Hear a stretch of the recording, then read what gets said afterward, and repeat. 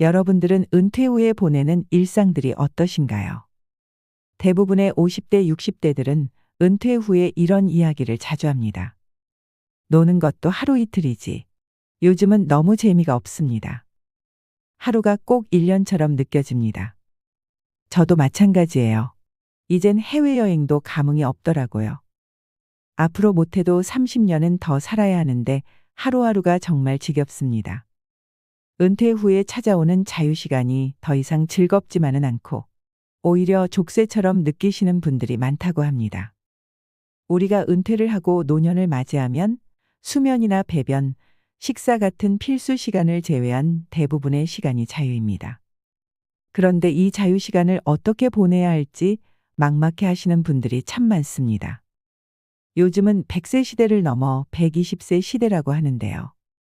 지금도 주위를 둘러보면 80대 중반, 길게는 100세까지 사시는 분들을 종종 볼 수 있습니다.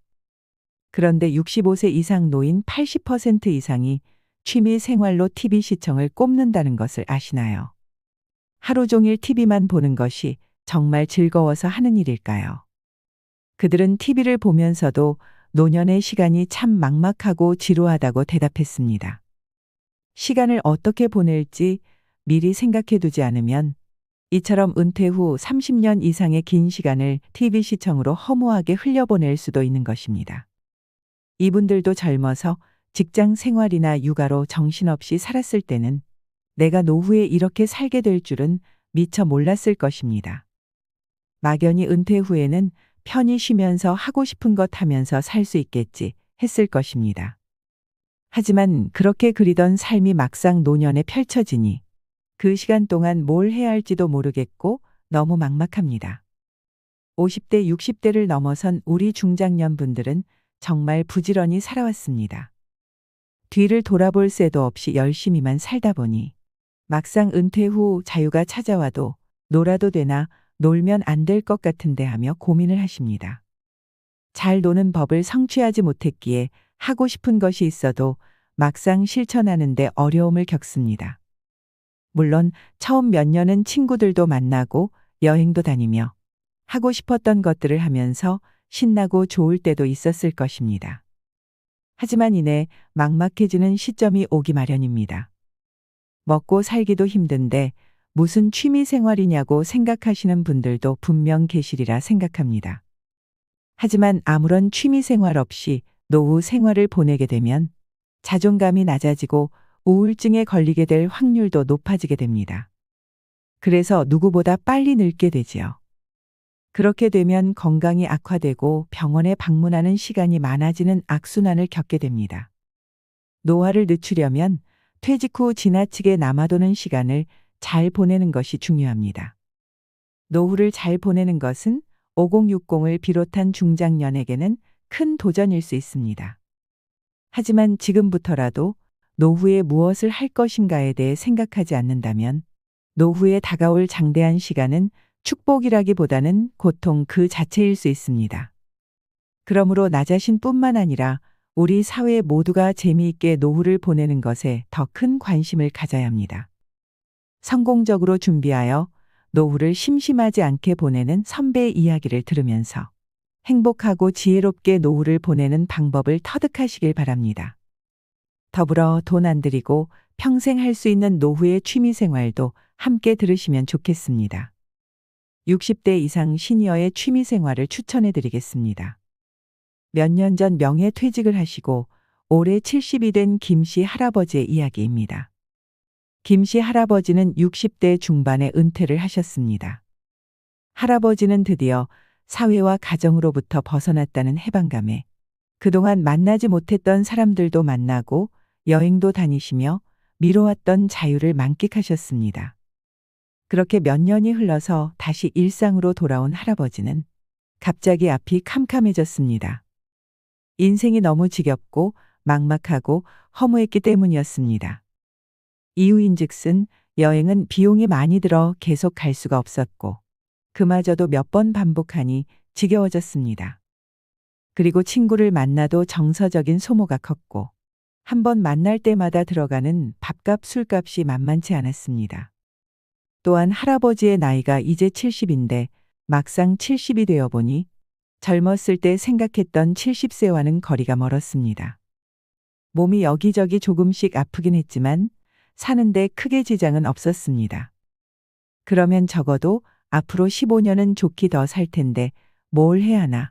찾아주는 곳이 없어서 일을 하지도 못하고 능력은 갈수록 뒤처져서 예전처럼 일을 잘할 수도 없는 나는 이제 사회에 어떤 역할을 할 수 있을 것인가 자문을 해볼수록 노후의 막막함은 더해져만 갔습니다. 그래서 할아버지는 마치 영혼이 빠져나간 사람처럼 하루 종일 소파에 누워 TV만 보면서 시간을 때우기 일쑤였습니다. 게다가 은퇴 전엔 지방에서 일을 하였기에 기러기 아빠, 주말 부부로 살았던 할아버지였던지라 집에서 아내와 새삼 어색하게 얼굴을 맞대고 있으려니 할아버지는 적응이 더 힘들기만 했습니다. 그래서 꿔다 놓은 보릿자루처럼 하루 종일 가만히 앉아 있었습니다. 하지만 어느 날부터 아내의 표정이 굳어지는 것 같더니 점점 할아버지를 대하는 태도가 쌀쌀맞게 변해갔습니다. 그러던 어느 날 갑자기 아내가 화를 크게 냈습니다. 당신 진짜 해도 너무한 거 아니야. 내가 지금 무진장 참고 있는 거 알아. 할아버지는 그동안 타지에서 가족과 떨어져서도 열심히 일해준다며 고맙다고 말하던 아내가 갑자기 화를 내자 당황스러우면서도 상심도 컸습니다. 당신 갑자기 왜 그러는 건데? 내가 뭐가 너무하다는 거야. 그러자 아내는 영문을 모르는 남편이 더 어이없다는 듯 아니 지금 그걸 몰라서 물어. 몇 년 동안 전혀 눈치를 못 챘다는 게 말이 돼. 내 친구 남편들도 회사 은퇴한 사람들이 꽤 있지만 당신처럼 그렇게 살진 않아. 은퇴를 했으면 이젠 집안 살림도 좀 돕고 그래야지. 하루 종일 소파에 누워서 삼시세끼 밥만 받아먹고 있는 게 말이 돼야 말이지. 할아버지는 아내의 매몰찬 말투가 너무 섭섭했습니다. 그동안 가정을 위해 한눈 팔지 않고 성실하게 살아온 자신의 인생이 부정당한 기분이 들었습니다. 당신이야말로 너무한 거 아니야. 내 평생을 가족들을 위해 일하다가 이제 한숨 돌리고 있는 건데 그게 그렇게 못 봐줄 일이야. 당신 은퇴한 지 벌써 3년이 넘었어. 그 정도면 나도 많이 봐준 거야. 그리고 당신은 은퇴했지만 난 아직 직장에 다니면서 당신 밥까지 해야 한다고. 하루 삼시세끼 당신 밥 차리는 게 얼마나 힘든지 알기나 해. 입맛도 까다로워서 무조건 집밥만 먹겠다고 하잖아. 설거지 한 번을 안 하면서 무슨 외식만 하면 큰일 나는 것처럼 난리를 쳐대는데 내가 어떻게 안 힘들겠냐는 말이지. 할아버지가 갑자기 은퇴 후 공백 때문에 방황하시는 중에 아내는 그런 할아버지의 삼시세끼 밥을 차려내야 하니 스트레스가 쌓일 대로 쌓였던 것이었습니다. 물론 처음에는 아내도 그동안 고생했다며 친구들 모임도 끊은 채 기쁜 마음으로 밥을 해줬었습니다. 하지만 날이 갈수록 할아버지가 소파에 누워서 꼼짝도 않자 참다 못해 끝내 폭발하고 말았던 것이었습니다.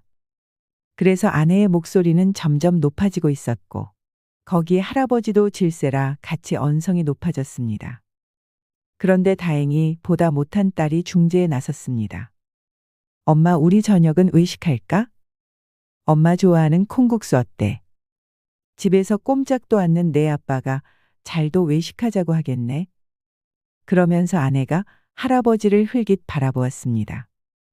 이 상황이 너무 낯설고 당황스러웠던 할아버지는 은근슬쩍 안방으로 들어가는 것으로 상황을 모면하려 했습니다. 그러자 딸이 방으로 쫓아와 아빠도 콩국수 먹으러 가자며 분위기를 띄웠습니다. 그러면 보통 살짝 져주는 척 따라가면 되는데 할아버지는 딸 앞에서 못난 모습을 보여서 너무 민망했습니다. 그래서 본심과는 전혀 다른 말이 나오고 말았습니다. 귀찮게 뭐하러 나가.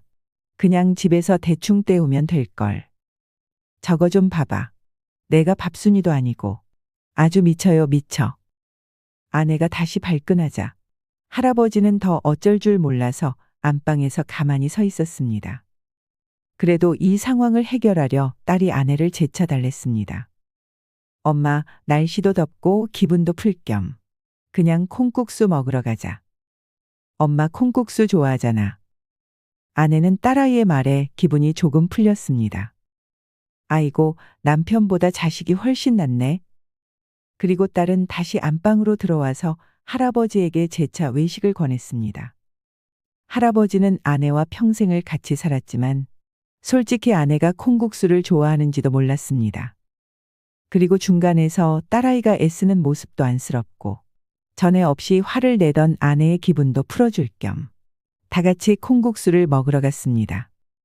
그렇게 식사 후 아내는 스트레스도 풀 겸 딸과 시간을 보냈으면 해서 할아버지만 그냥 귀가를 하였습니다. 덕분에 딸아이는 한참을 엄마의 하소연을 들어야 했습니다. 이건 뭐 집안일에는 손 하나 까딱도 안 하고 하루 종일 리모컨 들고 소파에만 누워 있으면 어떡하자는 거야. 내가 삼시세끼 밥 해대느라 아주 몸살이 날 지경이야. 외식도 싫어하지. 국이나 찌개 없으면 밥은 먹지도 않지. 이게 사람이 할 일이니. 그러자 딸은 곰곰이 생각하다 이렇게 말했습니다. 엄마 얼마 전에 TV에서 은퇴 후 아빠들에 관한 다큐를 봤거든요. 혹시 아빠도 은퇴하시고 약간 우울증 같은 게 온 거 아닐까요? 그렇지 않아도 하루 종일 TV만 보시는 게 걱정이 되긴 했거든요. 그래도 다들 혼자서 밥도 잘 챙겨 먹는다더니 대체 네 아빠는 왜 그런다니. 그렇긴 한데 요즘 아빠 표정을 보면 많이 공허해 보였어요. 낮에 안방에서 힘없이 새우잠 주무시는 거 보면 괜히 짠하기도 해요.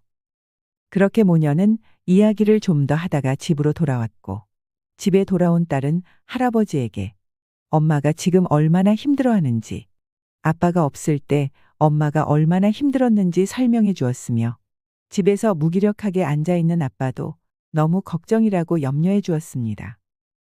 그리고 그 다음날 딸이 퇴근을 하면서 할아버지에게 웬 전단지를 내밀었습니다.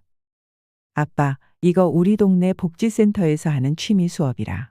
아빠가 그동안 하고 싶었는데 못했던 거 있으면 해보면 어떨까? 수강료도 3만 원밖에 안 한대.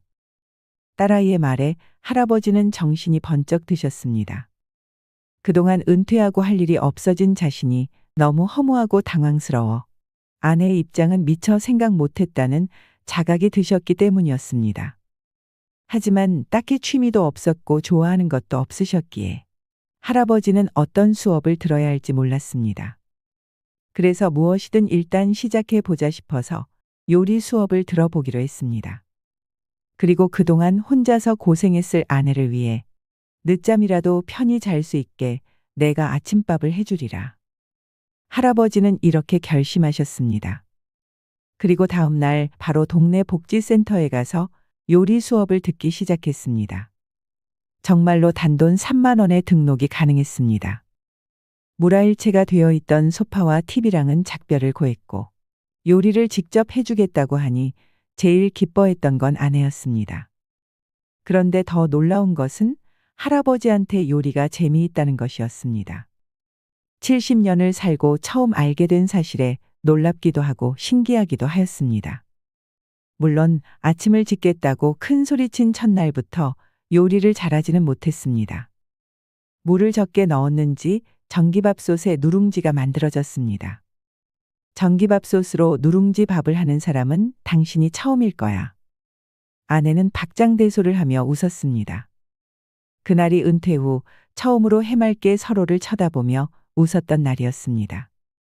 그렇게 요리에 재미를 붙인 할아버지는 이제 복지센터에서 가르쳐준 요리만으로는 만족이 안 되셨습니다.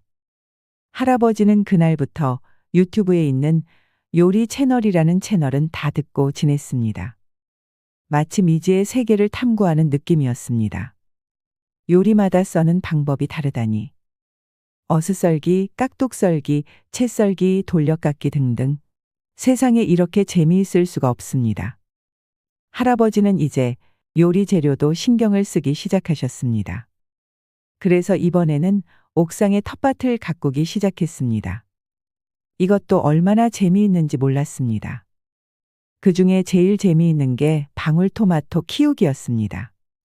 봄에 심어서 한번 열매가 열리기 시작하면 가을까지 계속 토마토를 먹을 수 있었습니다. 그렇게 할아버지는 조금씩 또 다른 자신을 찾아가고 계십니다. 그렇게 할아버지는 처음에는 요리를 여자들의 전유물로 여기시고 아무것도 하지 않으셨지만 그것을 깨고 과거에 대기업을 다녔던 사람이라는 스스로의 지위를 내려놓자 새로운 세계가 밀려와 할아버지 인생을 가득 채웠고 그러자 가족들이 웃기 시작했으며 그것들이 하나가 되어 할아버지에게 행복을 가져다 주게 된 것입니다. 70이 된 김씨 할아버지의 이야기가 어떠셨나요? 남의 일처럼 느껴지지 않는데요. 이 이야기는 우리 모두의 이야기일 수도 있다는 마음이 듭니다. 여러분은 은퇴 후 일상이 즐거우신가요? 은퇴를 하고 나니 여행 가고 노는 것도 하루 이틀일 뿐 하루하루가 너무 길기만 하진 않으신가요? 은퇴를 하고 나면 우리는 짧게는 10년, 길게는 30년을 더 살아야 합니다. 그 시간을 하루 종일 집에 앉아서 TV만 보고 있다고 생각하면 하루하루가 참으로 막막할 것입니다.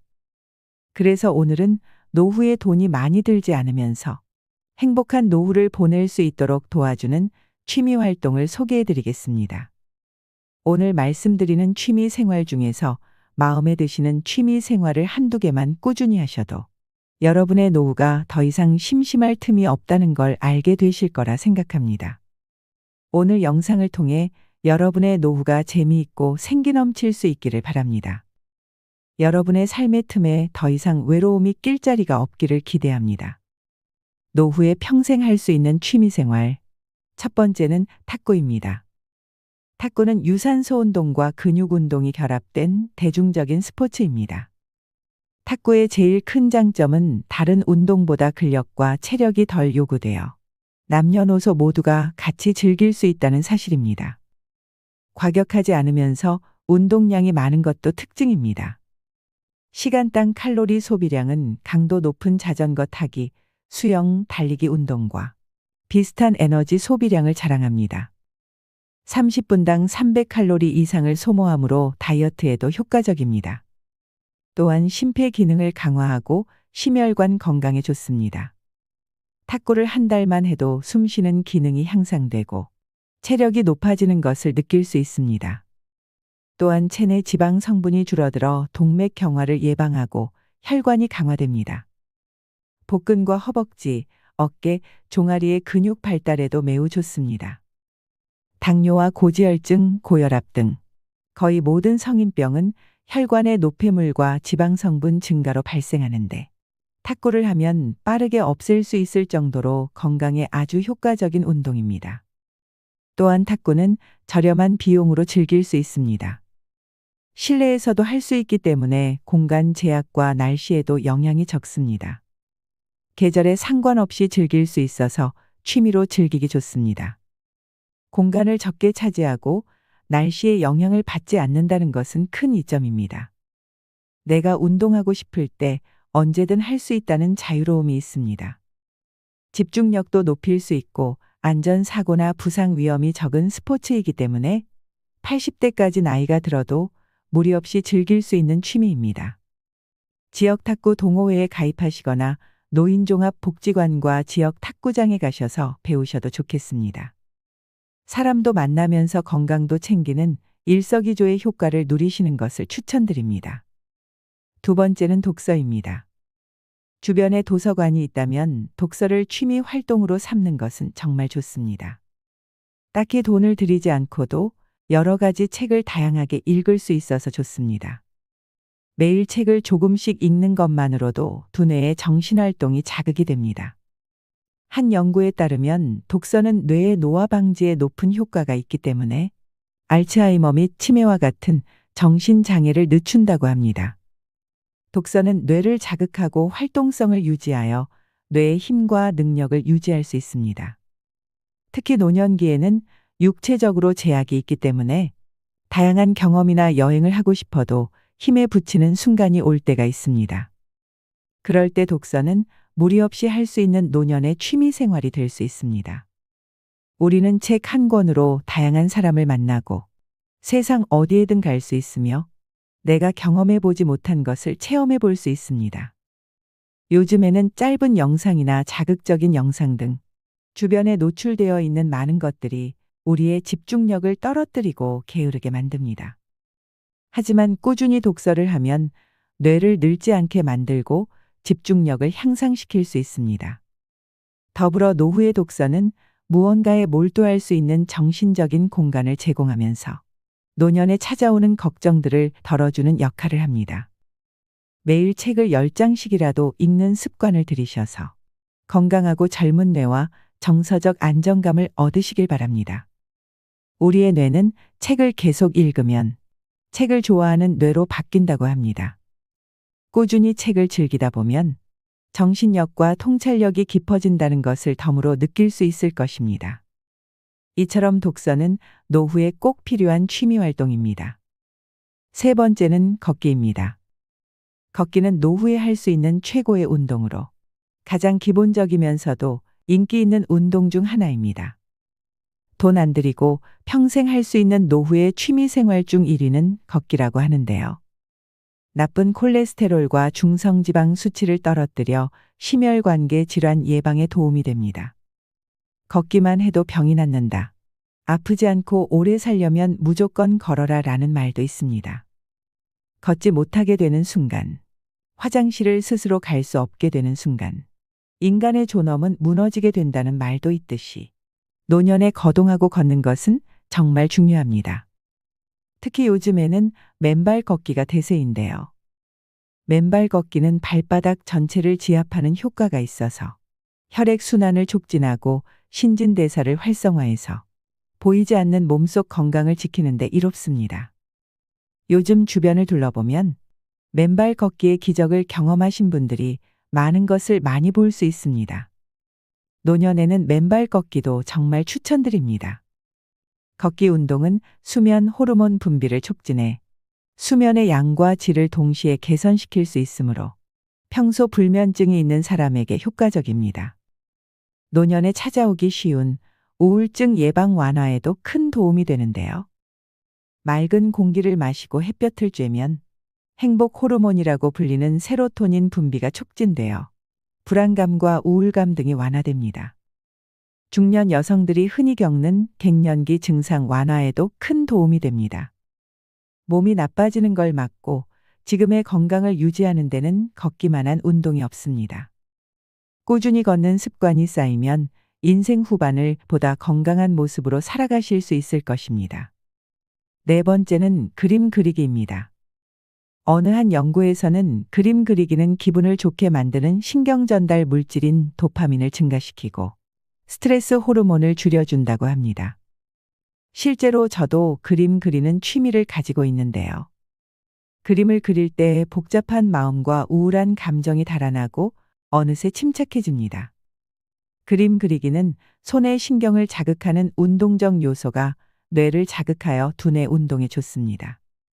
누구나 어릴 때는 그림을 그립니다. 하지만 나이가 들면서 그림을 그리는 일은 잘 없게 됩니다. 다시 어린 아이였을 때로 돌아가 예전처럼 그림 그리기를 해보는 건 어떨까요?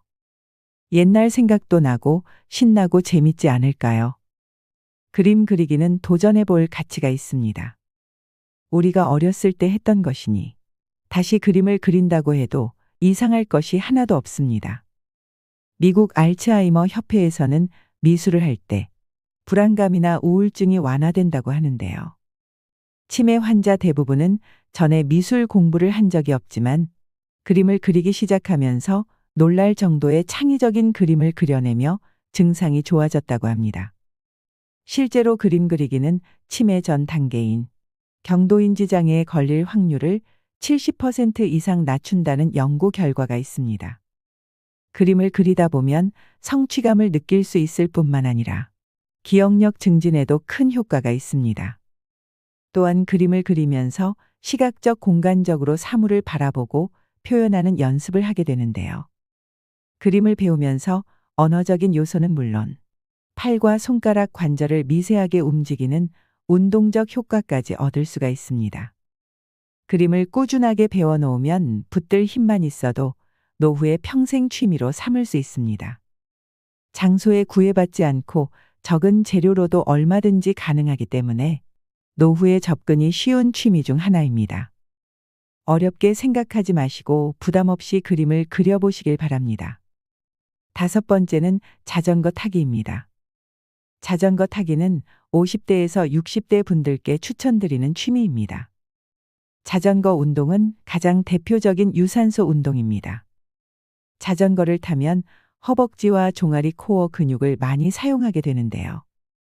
이 근육들은 신체를 이루는 가장 비대한 크기의 근육이라 칼로리 소모가 가장 크고 우리 몸의 균형을 담당하는 중요한 근육입니다. 나이가 들수록 근육에 손실이 많아지는 중장년층에게 자전거는 선택이 아닌 필수입니다. 노후에 자전거를 타게 되면 매일 여행을 하는 기분으로 다닐 수 있으며 자연의 멋진 풍경을 제대로 느낄 수 있습니다.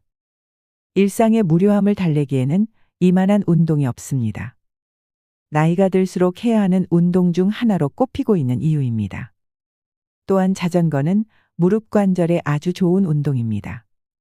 퇴행성 관절염을 예방하고 연골의 손상을 막고 주변 인대를 강화할 수 있는 매우 효과적인 운동입니다. 삼성서울병원 교수는 하루 30분 이상, 일주일에 4회 이상 자전거를 타는 노인은 심장병이나 중풍을 최대 50% 이상 감소시키고 대장암 및 직장암은 40% 이상 감소시킨다고 밝혔습니다. 자전거 타기를 통해 삶에 대한 활력을 불어넣으시길 바랍니다. 여섯 번째는 식물 키우기입니다. 요즘에는 식물을 키우는 걸 좋아하시는 분들이 참 많아졌습니다. 반려식물이라는 단어도 생겼는데요. 실제로 반려식물을 키우면서 자연과의 접촉을 하게 되면 혈압을 낮추고 마음의 평온함을 증가시킨다고 합니다. 요즘엔 식집사 같은 새로운 용어도 등장하고 식물 키우기가 하나의 트렌드로 자리 잡고 있습니다. 식물은 반려동물처럼 비교적 큰 비용이 들지 않고 손이 덜 가면서도 충분한 정서적 교감과 위안을 받을 수 있습니다. 예쁘게 키운 식물을 집 곳곳에 배치해두면 인테리어 효과도 있고 공기 정화에도 좋습니다. 꽃과 향기로운 식물은 우리의 감각에 좋은 영향을 미치며 인테리어 소품으로도 활용되어 집에서 휴식하는 시간을 더욱 풍요롭게 만들어줍니다. 과학자들은 식물을 키우는 것만으로도 전반적인 뇌 건강 기능을 향상시켜 준다 합니다. 외로움과 우울감 극복에도 많은 도움이 된다고 하죠. 또한 식물은 공기를 정화시켜 주어 건강과 깨끗한 환경에도 많은 영향을 줍니다.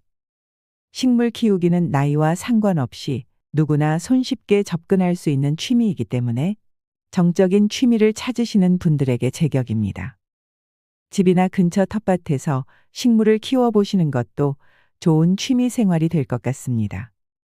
일곱 번째는 요가와 명상입니다. 연구에 따르면 요가와 명상은 스트레스에 아주 효과적인 치료법이라고 합니다.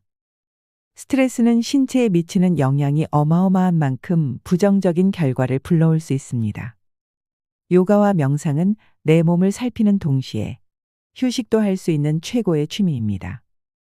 요가와 명상은 자존감과 전반적인 기분을 개선하는 데 도움이 되고 다양한 연구 결과에 따르면 명상은 우울증 치료에 좋은 영향을 준다고 합니다. 4,600명을 대상으로 한 연구 결과에서 명상이 우울증을 유발하는 염증성 화학물질의 분비량을 감소시킨다는 사실이 확인되었습니다. 기억력 개선에도 도움이 되는데 우리가 무언가를 더 잘 기억할 수 있게 하고 마음을 젊게 유지하도록 도와줍니다. 심지어 알츠하이머 병과 같은 질병 예방에도 긍정적인 효과를 얻을 수 있는데요. 하루에 단 10분씩이라도 정기적인 요가와 명상을 하는 것은 더 균형 잡히고 만족스러운 삶을 이루는 데 기여하여 종합적인 신체 건강과 안녕을 높일 수 있습니다.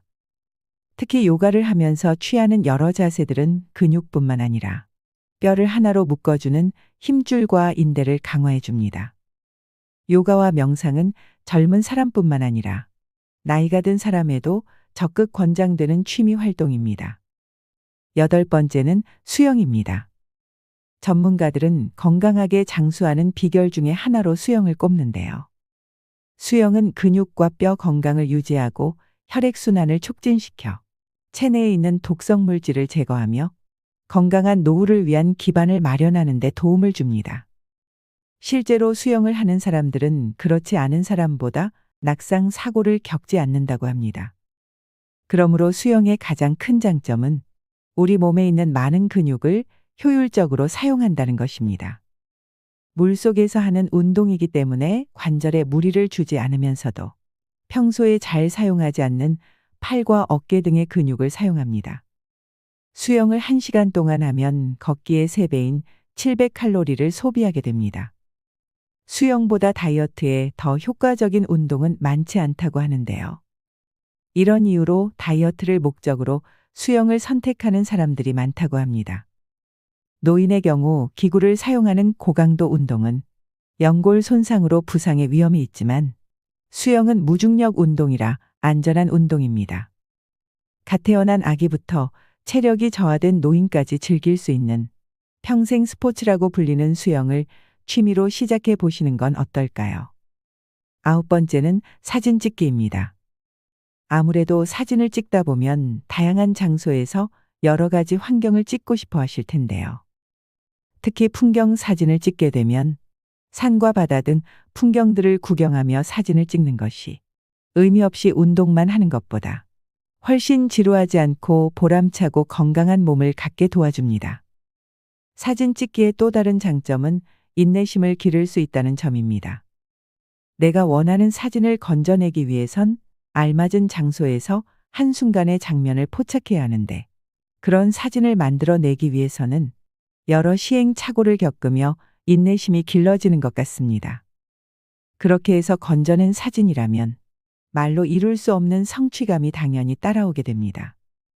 사진은 소중한 순간들을 기록하는 데 최적의 도구이기 때문에 나중을 돌아보며 추억을 간직하고 소중한 사람들에게 공유함으로써 행복한 시간을 되돌아볼 수 있습니다. 10번째는 악기 배우기 등의 음악 활동입니다. 음악을 듣거나 악기를 연주하는 것은 시니어들의 정서적 안정과 건강에 많은 도움을 줍니다. 나이 드신 분들에게 악기 배우기를 추천하는 이유는 생활의 변화를 통한 즐거움도 있지만 배우는 과정에서 주변의 다른 분들과 교류하는 시간을 보낼 수 있기 때문입니다. 나이 들어가면서 혼자 있는 시간이 많아지기 때문에 사회적으로 좋은 친구를 만날 수 있는 계기가 될 수 있습니다. 신체적인 능력이 떨어지는 노인들은 배우기 쉬운 오카리나 우쿨렐레 등 접근하기 쉬운 악기들이 많습니다. 은퇴 후 색소폰이나 트럼펫 등 연주를 배우시는 분들도 많고 하모니카도 가지고 다니기에 좋아서 많이 좋아하십니다. 요즘에는 트로트 노래를 부르는 것도 많이 배우시는데요. 스트레스 해소에도 최고이고 폐활량이 좋아집니다. 은퇴하고 목표를 세우기 힘든 노년기에 악기를 마스터하는 새로운 목표는 인생의 도전이 될 수 있기 때문에 긍정적인 기능을 하게 됩니다. 악기 배우기에 도전하여 성취감과 자신감 있는 노년기를 보내시는 게 어떨까요? 지인들과 함께 연주를 즐기거나 음악을 들으면 좋은 경험이 될 것입니다. 마지막으로 노년에 은퇴 후 할 수 있는 취미 생활로 봉사활동을 말씀드리고 싶습니다. 봉사를 하면 성취감을 느낄 수 있고 충만한 마음이 든다고 하는데요. 노년에 보람 있는 삶을 위해 봉사를 하는 것은 참 좋습니다. 삶의 보람을 제공할 뿐만 아니라 자기 성장의 기회가 됩니다. 또한 함께 봉사활동을 하며 만나는 사람들과 친밀감과 협동심을 쌓으며 노후에 새로운 인간관계를 만들 수도 있습니다. 노후에 즐길 수 있는 취미 생활은 바둑과 당구, 골프와 낚시, 여행이나 요리, 서예 등 정말 다양합니다. 취미 활동은 두세 가지를 병행하시는 것이 좋고 취미에 너무 돈이 많이 들지 않는 것을 선택하는 것이 좋습니다. 가능하면 부담스럽지 않은 선에서 내가 사는 주거지 근처라면 더욱 좋습니다. 내 건강 상태를 고려하여 자신에게 맞는 취미 생활을 찾아보세요. 취미 생활을 즐기기 위해 어디로 가야 할지 모르시겠다면 우리나라에 있는 각종 복지제도를 이용해 보시는 것도 좋습니다. 집 가까운 곳에 있는 복지관이나 구청, 시청, 주민자치센터나 대형마트, 문화교실 등에 저렴하게 이용할 수 있는 프로그램이 정말 많습니다. 그 외 도서관이나 박물관에도 다양한 프로그램이 운영되고 있으니 우리 주변에 있는 기관들을 활용해 보시는 것도 추천드립니다. 늦었다고 생각할 때가 가장 빠른 때입니다. 완벽하지 않아도 되고 화려하지 않아도 됩니다.